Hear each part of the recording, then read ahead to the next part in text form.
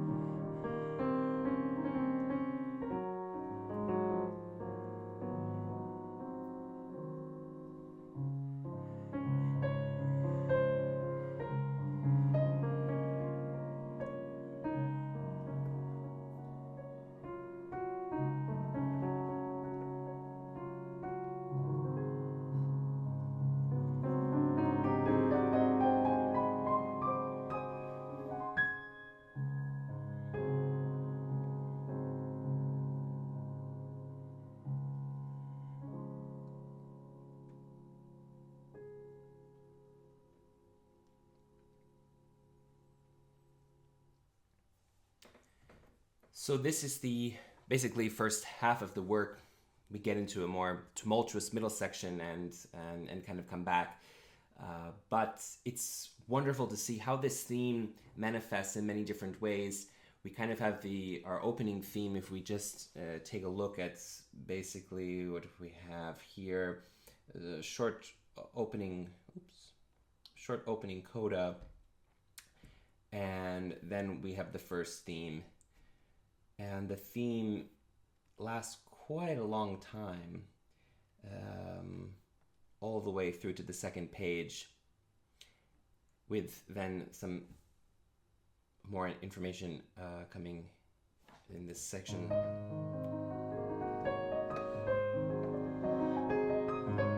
And this is very similar to here.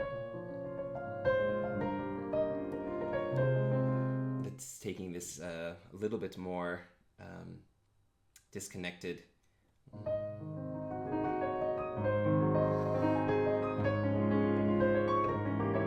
The hands are moving a little bit further apart. And the melody here is going between both hands. So that we have the pinky, then the thumb, and then back to the pinky, and then the thumb, and then the thumb. So very fun in this section here. To have a little bit of this back and forth.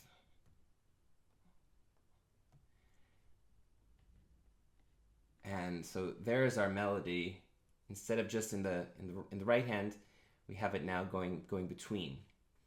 And we reach our first appassionato forte section here. So kind of getting to the kind of first variation of what we have. And then what we get after here is we basically have the reverse of the opening, which is now slightly it starts for a moment in the minor,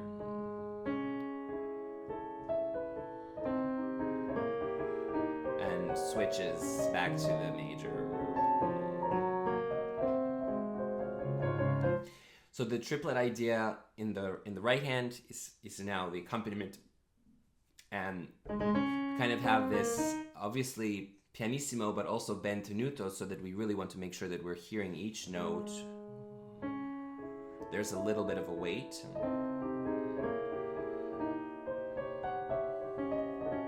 And I think that's to sing over the right hand, which can get a little busy. So that part needs to obviously be very, very light. And as such, what happened when the theme went from right hand into left hand, we had this appassionato section. We're now coming back here, and she kind of doubles down on the idea. And then the same thing.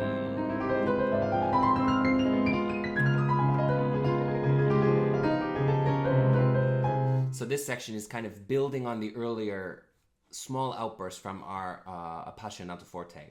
So there is some parallels between what she's doing here in this first half of the piece.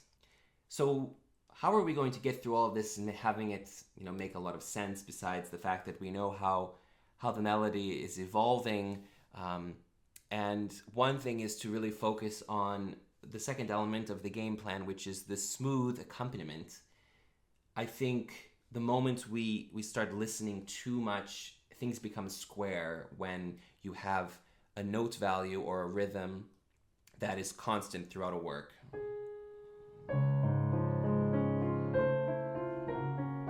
It sounds beautiful, but there's no nuance if you just play it straight.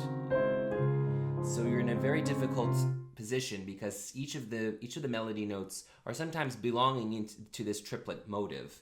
And so I like to think of a slightly different touch or length on the melody and a little bit lighter on the accompaniment, which seems very intuitive and something that you might do normally. But a lot of times the accompaniment is kind of hitting against and coming into the space of where the melody is.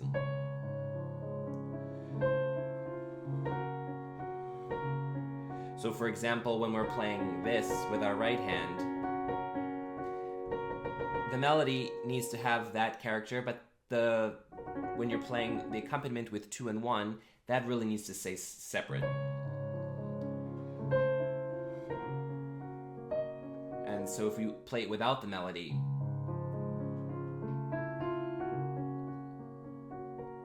or even less, and then meanwhile just the melody of the right hand,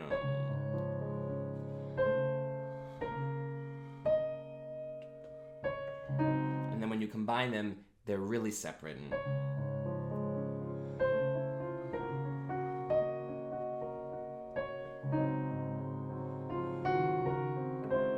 For example, this C in this measure is not part of the melody, but it can be very easy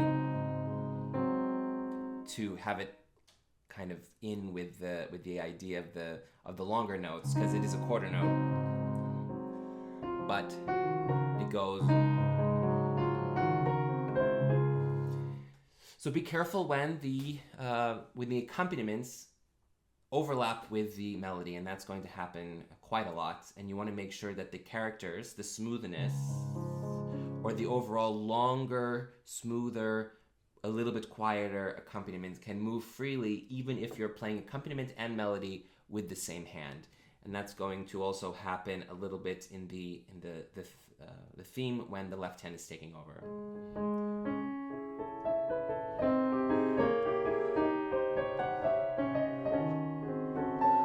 For example, that's not part of the melody, that's more accompaniment.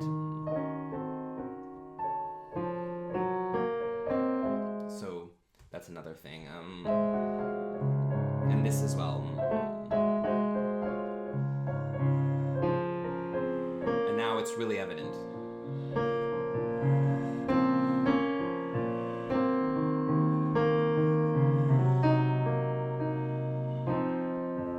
So another area to watch out for.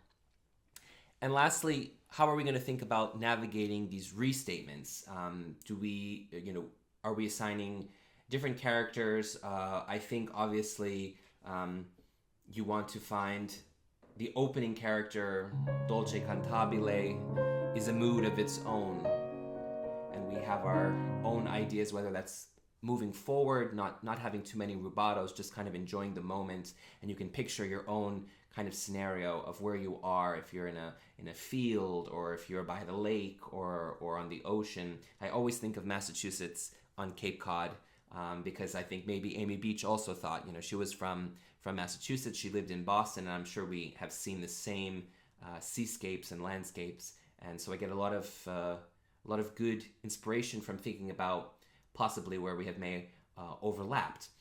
When we get into this kind of sharing the melody,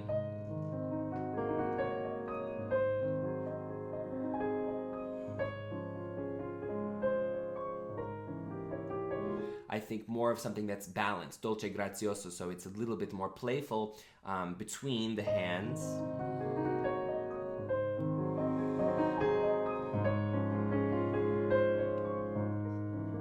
But that's a little different than the character of the opening.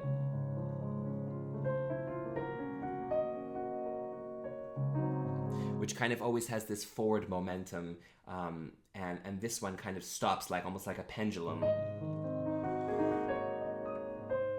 For me, anyway.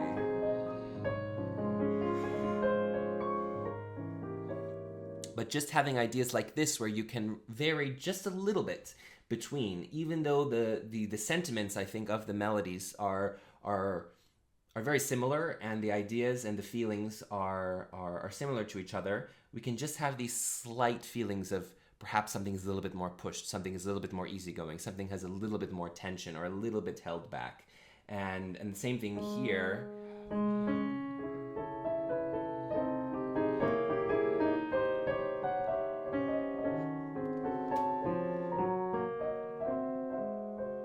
This one I really find is held back. And so we go from free-flowing, a little bit of hesitation or the pendulum swing, and then something that's really held back. And as we go and we explore further, and we're getting more into mezzo forte and piano, from piano to mezzo forte, and now into this forte, we can really start to push back against the different elements of the characters, of the themes, and we can let go a little bit each time she gives us a little bit more to work with.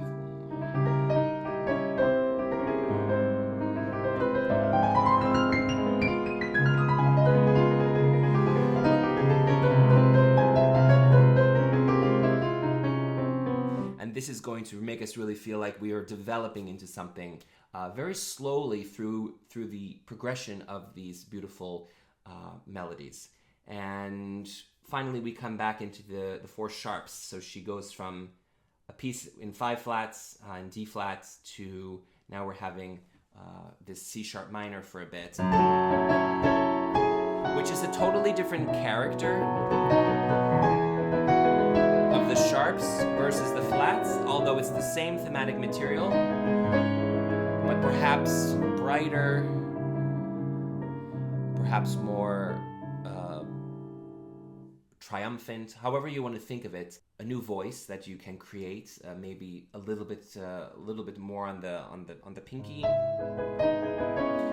It could be even a little longer on each note, just that you feel the depth of the key. Rather than with the flats, we may be thinking to come out of the key with a beautiful sound, an upward sound. Versus the E major.